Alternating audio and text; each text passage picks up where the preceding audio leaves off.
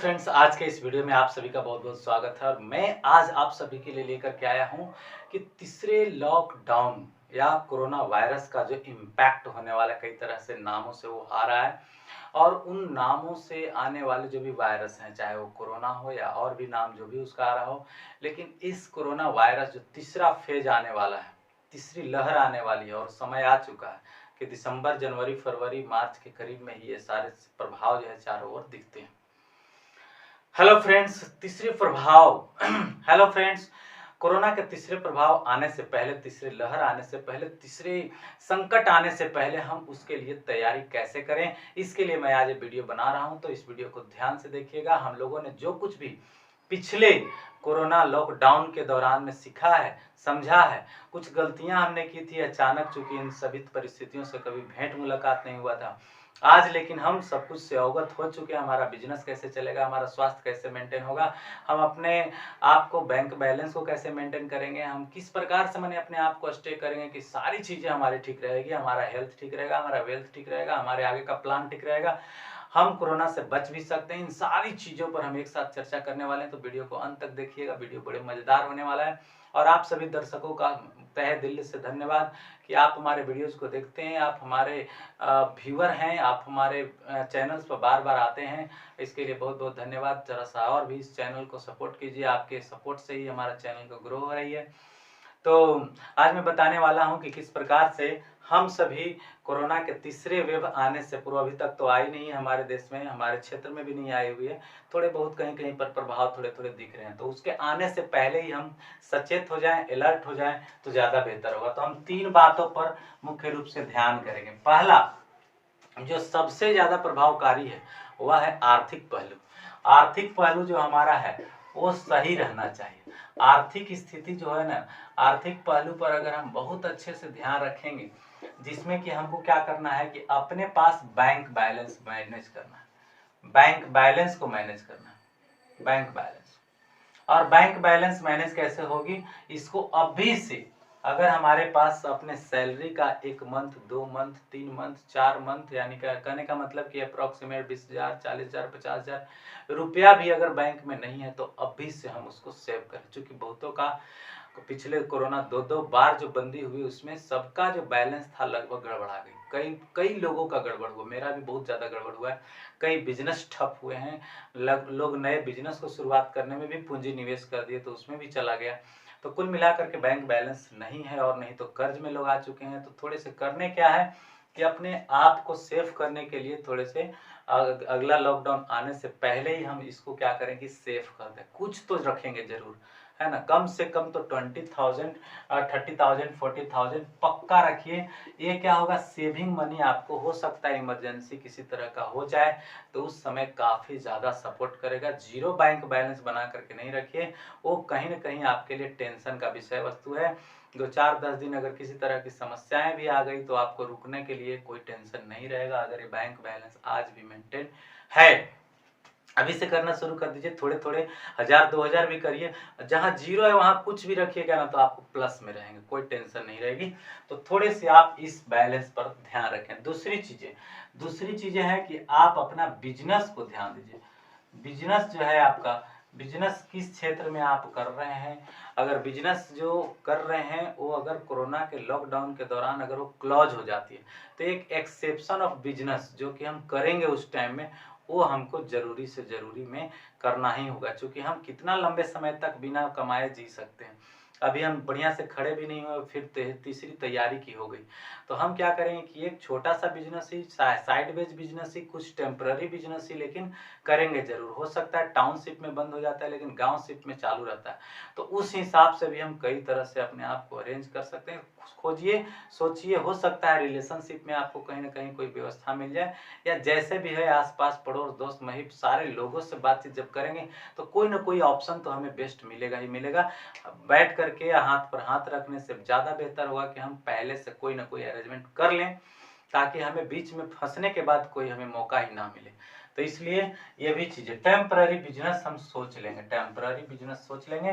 Permanent business थोड़े दिन के लिए ठप जरूर होगा, हो सकता है कि लंबा भी चले, 6 महीना 8 महीना साल भर भी चले, तो उसके लिए भी सोच लेना है कि जैसे वो बिजनेस बंद होती है तो उससे हमारे ऊपर क्या इम्पैक्ट पड़ता है। जिस घर में है, अगर वो भाड़े की रूम है तो उसको हटाना अनिवार्य होगा, क्योंकि कितना कर्जा पर कर्जा आप लेंगे वो सब चल नहीं पाएगी, तो उसको भी ध्यान में रखना है। चलिए नेक्स्ट होगा, या हो सकता है कि हम वो बोझ कम कर लें। जैसे मान लीजिए कि 50,000 का बोझ है, 10,000 का बोझ है, तो 5,000 कर लें, 1,000 कर लें, उसको टर्न किया जा सकता है, चेंज किया जा सकता है। अभी बहुत सोच समझ करके नहीं चलेंगे तो हम कहाँ झुका जाएंगे कोई ठीक नहीं। जान बचाना जरूरी है, अपने आप को 2-3 सालों तक हमको सरवाइव करना जरूरी है, तभी हम जी पाएंगे, नहीं तो इस आर्थिक मंदी के दौर में अगर हम चपा गए तो फिर उठना मुश्किल हो जाए। चलिए तीसरी चीज है, हम हेल्थ को मेंटेन करके रखें। ऐसा ना हो कि सारे कार्य करते करते अपना हेल्थ को भूल जाए, क्योंकि वेल्थ है, वेल्थ रह करके भी अगर हेल्थ खत्म हो गई तो हम कुछ कर ही नहीं पाएंगे। हेल्थ रहते हुए सब कुछ करना है, तो इसके लिए अभी से ध्यान देना शुरू करिए। यदि आपका बॉडी पूरी तरह से फिट है तब तो बहुत बढ़िया है, प्लस पॉइंट है। अगर फिट नहीं है और फिट है भी तो एक एक्सरसाइज करना डेली शुरू कर दीजिए, मॉर्निंग रूटीन बना लीजिए कि 5-10 मिनट तक हम एक्सरसाइज करेंगे। इससे आपका बॉडी का फिटनेस बना रहेगा, किसी तरह के रोग के आक्रमण की शंका नहीं रहेगी। थोड़े डाइट पर ध्यान दीजिए, मैं इस पर भी एक रिसर्च किया कि बहुत लोग अपने पैसे को तो खर्च कर ही नहीं रहे हैं, तो अपने स्वास्थ्य को ठीक करेंगे तो कैसे करेंगे। तो इसका एक सीधा सा सवाल है, सीधा सा माना इसका आंसर है कि आप बहुत ज़्यादा पैसे पर खर्च करिए भी नहीं, अगर पैसा है भी ना तो बहुत ज़्यादा खर्च करने की ज़रूरत भी नहीं है। मैं आपको बताता हूँ सिंपल सा आइटम, एकदम रोज का दिनचर्या में जो आप खाते हो उसी को बस ठीक कर लेना है, उसको फिट कर लेना है, उसको रूटीन एक्शन दे देना, उसको तरीके से ले लेना है। जैसे आप सोयाबीन खा सकते हैं, आप दाल खा सकते हैं, आप प्रोटीन वाला पदार्थ खा सकते हैं, कार्बोहाइड्रेट वाला सामान्य पदार्थ जो सब्जियों के रूप में सस्ते होते, बहुत महंगे नहीं होते, फलों के तुलना में वो कई गुना सस्ते हैं। जैसे आप मान लीजिए कि एक सेब को बात करें या काजू और किशमिश की बात करें तो वो काफ़ी ज़्यादा कॉस्टली हो सकता है। और आप एक सिंपल सा, मैं हर किसी के लिए बता रहा हूँ, छोटे से लेकर के बड़े के लिए, वो अपने बैलेंस के लिए अगर एक प्रोग्राम करेंगे तो काफ़ी ज़्यादा सेविंग मोड में वो जा सकते हैं, आसानी से बहुत बड़ा पैसे को खर्च होने से बचा सकते हैं। और इस महामारी में, और क्या बोलते हैं, पेंडेमिक इसको कहते हैं, आर्थिक मंदी कहते हैं, कई लोग तबाह हैं, है ना। अगर आपके पास आर्थिक आजादी है पैसे की तभी आप बच सकते हैं, नहीं तो कोई बचने वाला नहीं है, एकदम सभी लोग परेशान हो चुके हैं। ठीक है, तो ये इस तरीके से हम सब्जियों पर मेंटेन कर लें, और दिनचर्या में भोजन को हम वही करें जो हमें जुट सकता है, आसानी से जुट सकता है, जिसको हम लंबे समय, साल 2 साल 3 साल तक हम आसानी से खा सकते हैं, बहुत ज़्यादा नहीं। हम मल्टीप्लिकेशन होने नहीं देंगे उसको, जहाँ पर हमको 100 खर्च होती है वो 30 में हमको बदल जाएगा। तो सोच करके देखिए, अगर 100 खर्च होने वाला चीज़ अगर 20-25 में काम हो जाती है तो क्या दिक्कत है, क्या हर्ज है। सोच करके देखिए ना, लोगों का 10 रुपया पेट्रोल महंगा हो गया सो चिल्ला रहे हैं। अब आप अपने खर्च को सीधे 4 गुना से घटा देंगे, 4 गुना आपका कम हो जाएगा। सोच करके, जहाँ 100 वहाँ 25 हो रहा है, कितनी बचत होगी, बहुत बड़ा सेविंग हो सकता है। आप जिस रेंट के घर में रह रहे हैं उसको भी सीधे सीधे हटा लीजिए, जहाँ 5,000 लगता है वहाँ 1,500 में आ जाइए, या आधा में आ जाइए, सीधे आधा का बचत हो जाएगी। तो इस तरीके से हम समझ सकते हैं कि हेल्थ को ठीक करने के लिए हमें सिंपल से फूड ही लेकिन रोज खाने की जरूरत है। चना खाएंगे, दाल खाएंगे, अब सोयाबीन खाएंगे, जो सस्ते हैं, जो हरी पत्तेदार सब्जियां हैं वो भी आसानी से मिल जाते हैं, सस्ते दरों में मिल जाते हैं, उसको ही यूज करेंगे। और ऐसे अगर हम रेगुलर खाते रहें, मेंटेन करते रहें, तो अपनी शरीर में बुलंदी, ताकत बनी रहेगी। ऐसा भी कोई चीज़ नहीं है कि बहुत बढ़िया और महंगे चीज़ें खाएंगे तो ही शरीर को मजबूती आएगी।